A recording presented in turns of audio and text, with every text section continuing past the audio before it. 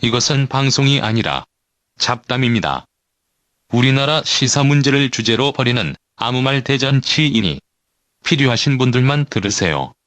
네, 추석 특집 마지막입니다, 드디어. 네, 아, 7번째 우리도 명절에 쉽시다. 최종입니다. 미국이 과연 한국의 안보를 책임질 수 있나? 네, 한국을 지켜주나? 당연히 못 지키죠. 말이 안 되죠. 지켜준다잖아요. 아이, 해구산. 말이 그렇다는 거지. 해구산 뭐 구멍 숭숭 난 해구산 뭔 소용이에요, 그게. 자, 왜 그런지. 아니, 핵우산이라는 용어 자체도 되게 웃기잖아요. 우산이면은 비가 올 때 비를 막아주는 게 핵우산이잖아요. 네. 근데 이게 그런 개념이 아니고, 그러니까 공격을 이렇게 튕겨내주는 그런 방어막 같은 그런 개념이 아니고, 공격당하면 복수해주겠다는 거예요. 이미 끝난 다음에 예. 공격받은 다음에. 그러니까 이게 복수해주겠다라고 약속하는 것 자체가 적에게는 위협이 되니까 공격 못할 거다. 걱정하지 마라. 뭐 이런 거죠. 예. 엄포 같은 건데. 아니 이제 한미 동맹에 반하는 지금 주장을 하는 거 아닙니까? 제가요? 네. 네. 갑자기 그렇게 훅 들어오니까 진짜 훅.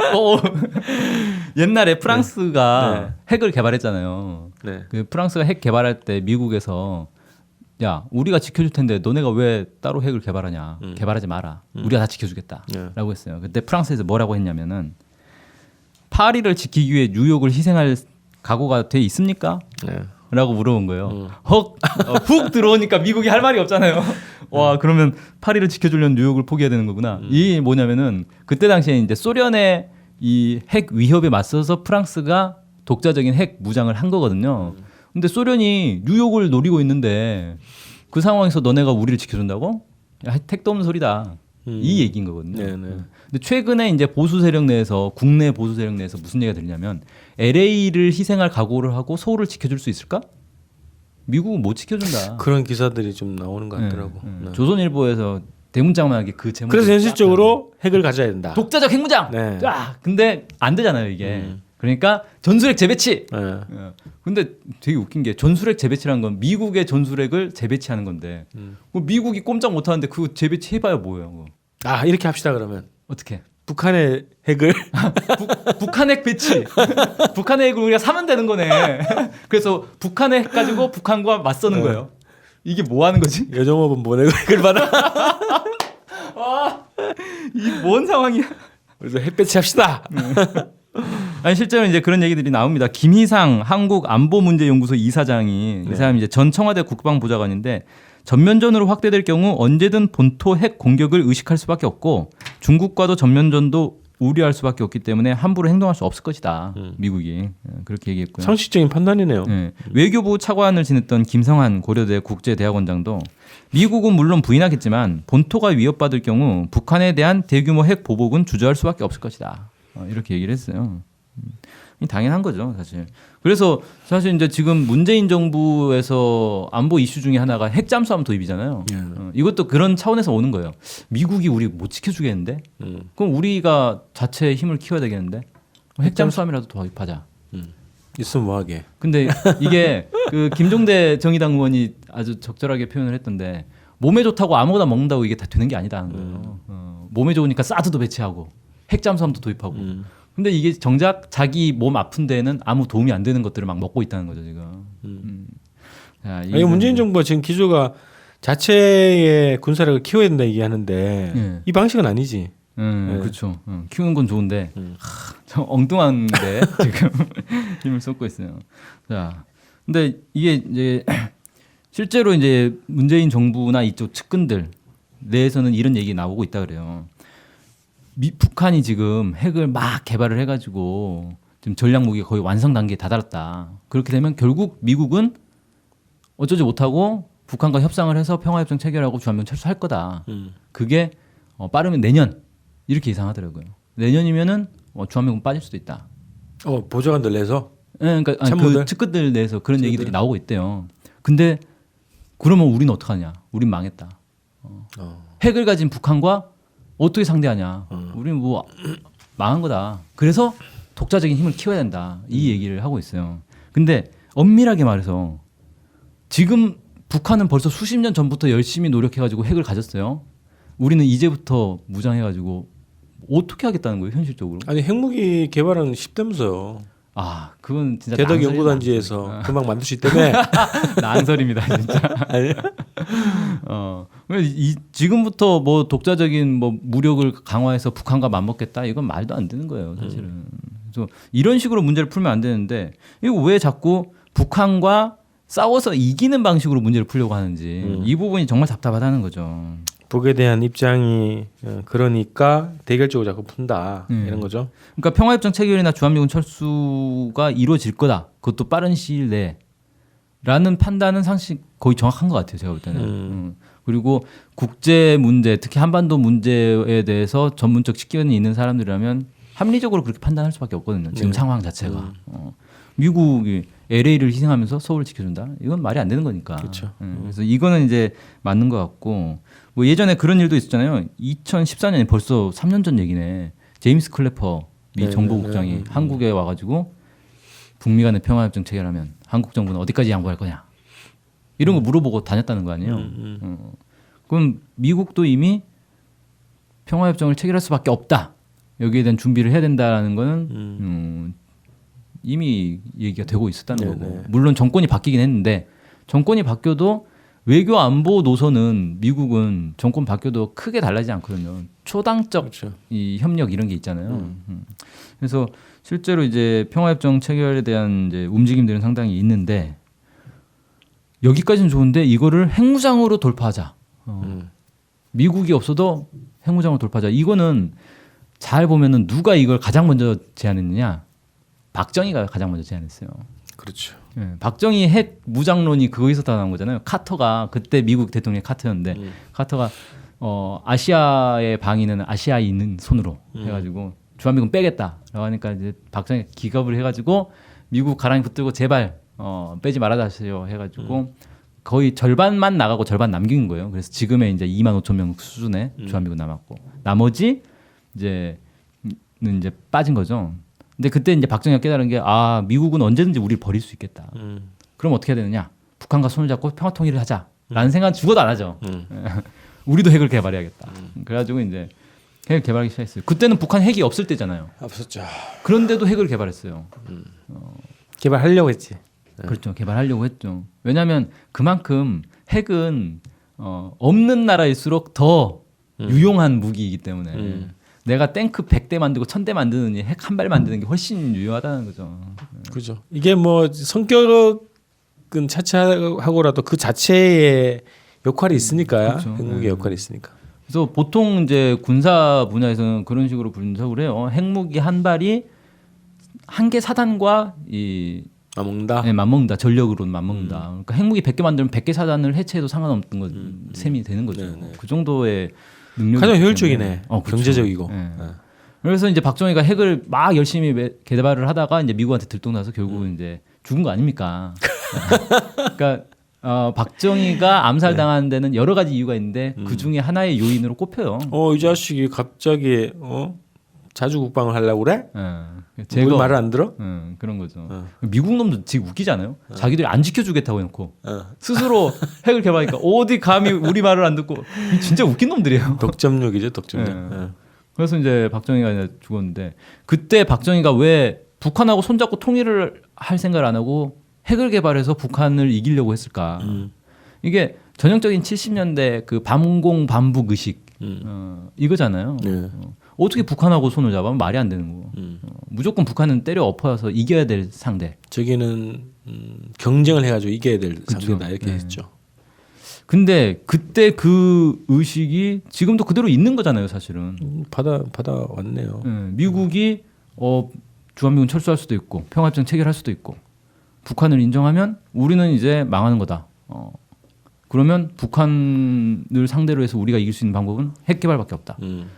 전술핵 재배치, 핵잠수함 도입 이런 얘기를 하고 있는데 이 논리가 박정희 때 그 논리하고 완전히 똑같은 거예요. 그러니까 박정희 때의 그 70년대 반공 반북 의식이 그대로 남아 있다는 거죠. 지금 집권자 층에서도. 그게 정말 안타깝다는 거고. 이게 사실은 가장 현명하게 해결할 수 있는 방법은 남북이 손을 잡으면 되는 거잖아요. 그렇죠. 남북이 손을 잡고 경험도 있잖아요, 우리 두 번. 정상회담. 네. 네, 그렇죠. 그 김진명 씨의 무궁화꽃이 피었습니다라는 소설 혹시 읽어보셨습니까? 얘기만 들었어요. 예. 우리 아버지는 읽으셨더라고. 저도 안 읽었어요. 얘기만 들었어요. 근데 그 중요한 부분만 제가 한번 봤거든요. 네. 다 읽지는 못했고 거기 보면 이제 한국이 핵을 개발하는 거잖아요. 한국이 핵을 개발하는데 뭐 어떤 과정을 거쳤는지 모르겠는데 남북이 그 핵을 공동 관리를 해요. 오, 대단한 상상력인데. 예. 그래서 남북의 정상이 모두 이 열쇠를 돌려야 핵이 발사될 수 있는 거예요. 그래서 일본이 독도를 이제 쳐들어와요. 그래가지고 한국군이 그걸 막으려고 갔는데 막 일본 막 그 해군 장난 아니잖아요. 전투기들 다 격추당하는 거예요. 이길 수가 없어요. 그래서 독도를 이제 뺏길 상황이 되니까 핵을 쏘자. 일본 놈들 박살내자라고 해가지고 남북이 이제 그 특사를 보내가지고 어우, 합의를 짜릿하다. 해가지고 미사일을 빡 쏩니다. 일본을 향해서. 어. 그 일본 애들이 이걸 요격하겠다고 하는데 레이더상에 갑자기 미사일이 막 여러 개로 쫙쫙쫙 분리되면서 야. 이제 뭐 그 레이더 기만 기술을 쓴 거죠. 그래서 일본이 도저히 막을 수 없는 상황이 된 거예요. 일본 저녁에 미사일이 슉 떨어지는 것처럼 했는데 이게 탄두가 없는 미사일이었어요. 탄등 없는 미사일이 뭐지? 그냥 빈 깡통을 날려 보냈다는 거예요. 핵은 없고. 네. 그래서 일본한테 언제든지 너네를 핵으로 공격할 수 있다는 걸 보여준 거죠. 그냥. 그러고 보니까 이게 괌포 이상역인데 괌포 이상역의 원형이 여기 있었네. 김진명 씨 대단하다. 이 90년대 나온 책 아닌가? 그렇죠. 네. 그래서 일본이 항복을 한 거죠. 독도 포기 네. 이렇게 된 거죠. 그 아이디어, 상상력. 깡통을 날려버릴 수도 있겠다. 무기. 괌포 이상역이. 말하다가 깨달은 거지. 지금. 그런 게 가능한 거잖아요, 사실. 그게 단순히 소설가의 상상력이 아니라 실제로도 아니 북한과 지금이라도 손을 잡고 평화롭게 우리 잘 해봅시다. 핵 문제는 어차피 미국과의 문제이기 때문에 우리는 중재를 해주겠다. 우리가 그걸 가지고 뭐 미국의 이제 막 앞잡이가 돼가지고 뭐 하고 이런 건 이제 안 하겠다. 최근에 그 북에 갔다 온 분이 네. 얘기를 해주시는데 북측 학자하고 이제 만나서 얘기를 하는데 네. 9월 초예요. 9월 초니까 핵실험 이후지. 얼마 전이네요. 핵실험 이후에 만났는데 왜 자꾸 남쪽에서 핵 폐기를 요구하냐. 통일되면 같이 우리가 공유하는 건데 그러니까 북은 그런 입장이 있다는 거지. 그래요. 중요한 뉴스입니다 이거. 김진명 소설이 북에 또 올라갔나? 공유하자는 생각을 가지고 있다고. 그래서 북에서 주장하는 게 우리가 그냥 선전술로 치부하지만 우리 민족의 복음이다. 이런 얘기를 하는 게 그런 개념을 가지고 있다는 거죠. 자국의 복음이 아니라 민족의 복음이다 이런 식으로 자꾸 표현을 하죠 북한이. 그래서 근데 제가 이런 얘기를 하면은 또 그 정부 지지층 내에서는 어떻게 반발하냐면요. 그 진보 쪽에서는 지금 상황도 모르고 사정도 모르고 맨날 남북 대화하라고 하는데 정말 철없는 생각이다 이런 얘기를 해요. 왜 그러냐면 우리가 남북 대화를 시도를 안 했겠냐.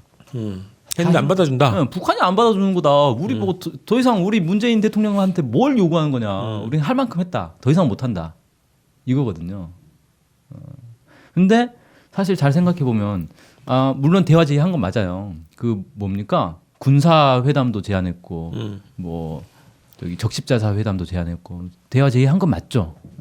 근데 대화 제의를 할 때는 대화가 될 수 있다는 희망을 주면서 대화 제의를 해야 될 거 아니에요. 근데 한쪽에서는 강한 제재와 압박으로 북한을 굴복시킵시다라고 하면서 한쪽에서는 대화합시다라고 하면 북한이 대화하겠냐 이거죠. 그렇죠. 이건 실제로는 대화를 할 생각이 없는 것 아닌가. 라는 느낌을 준단 말이에요. 특히 북한 같은 경우는 이명박근혜를 거치면서 남북 관계가 완전히 파탄 났던 그걸 겪었단 말이에요. 그런데 문재인 대통령이 짠 들어섰는데 우리야 문재인 대통령이 적폐 청산을 하기 위해서 등장한 대통령이고 촛불로 이렇게 만들어진 대통령이니까 당연히 잘할 거다 이런 믿음이 있을 수 있는데 북한은 그런 게 어디 있어요. 지켜보는 거지. 저건 이명박근혜랑 다를까? 북을 어떻게 대하는가가 핵심이죠.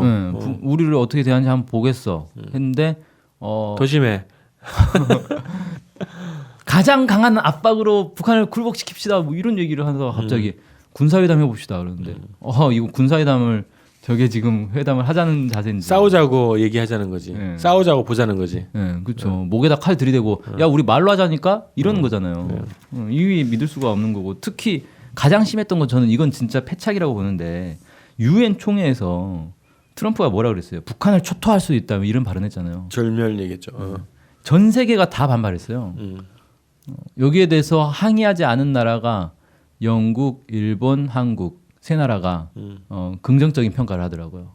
근데 한국 같은 경우는 그냥 긍정적인 평가가 아니라 문재인 대통령이 직접 이랬어요. 트럼프 대통령께서 유엔 총회에서도 대단히 강력한 연설을 하셨는데 저는 그런 강력함이 북한을 반드시 변화시킬 것이라고 그렇게 확신한다.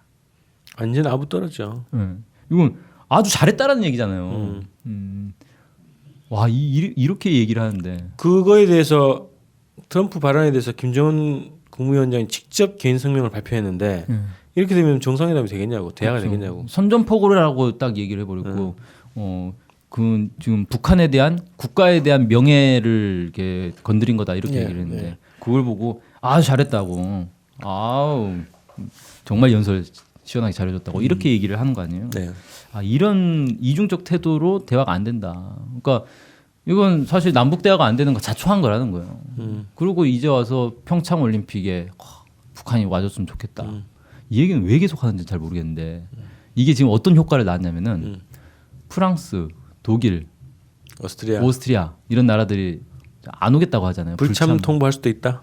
불참 의사를 밝혔는데 프랑스 같은 경우는 뭐 다시 그걸 번복했더라고요. 그래? 아 그거 아니고 다시 갈 거다. 우리 갈 거다 이런 얘기했더라고요. 그 한국 외교관이 가가지고 설득해가지고 그렇게 된 거예요. 근데 잘 보세요. 외국 입장에서 볼 때는 문재인 정부의 태도가 한쪽에서는 북한을 막 응징합시다. 북한을 끝까지 뭐 공격해가지고 응징합시다라고 하면서 평창 올림픽에 북한이 와줬으면 좋겠습니다. 이런 얘기를 하는 거예요. 그러면 야 저건 뭔가 이상하잖아요. 내막이 있구나. 아 지금 평창 올림픽이 난리가 났구나. 지금 문재인 정부의 최대 약점은 평창 올림픽이구나. 이런 느낌을 준단 말이에요. 반대의 의미도 있습니다. 미국이 의심하죠. 아, 제 저 또 자식이 뒤에서 우리랑 같이 하는 것처럼 하더니 밑으로 혹시 나 모르게 아니 박근혜도 의심했는데 미국이 그렇죠. 이명박도 의심하고 문재인 더더욱 의심할 수 없죠. 아무리 아부를 해도. 그래서 다른 나라들이 딱 볼 때 저 약점을 건드려야 된다. 그러면 선물이 나온다.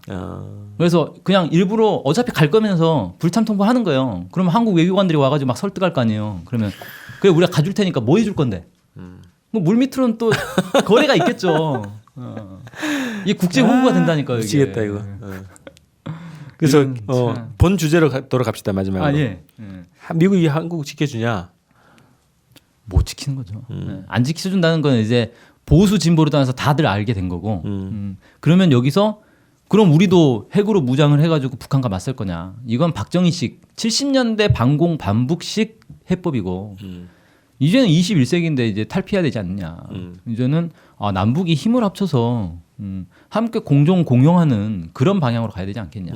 그리고 그렇게 하려면 사실은 북한이 변해야 되는 게 아니라 한국이 변해야 되는 게 있어요. 근데 우리는 맨날 북한 보고 너네 핵을 내려놔야 대화할 수 있다 얘기하잖아요.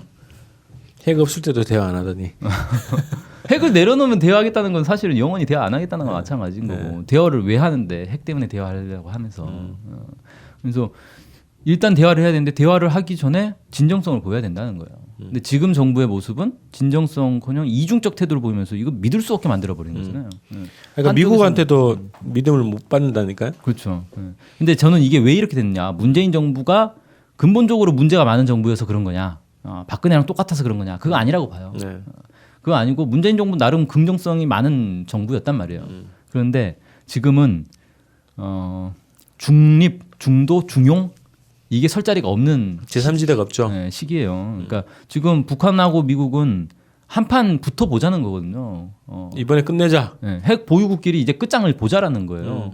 이런 시기에는 극단적인 이 상황이기 때문에 중간에 어정쩡하게 앉아가지고 야 우리 나는 너하고도 잘 지내고 너하고도 친하게 지내고 이건 안 되는 거죠. 맞아요.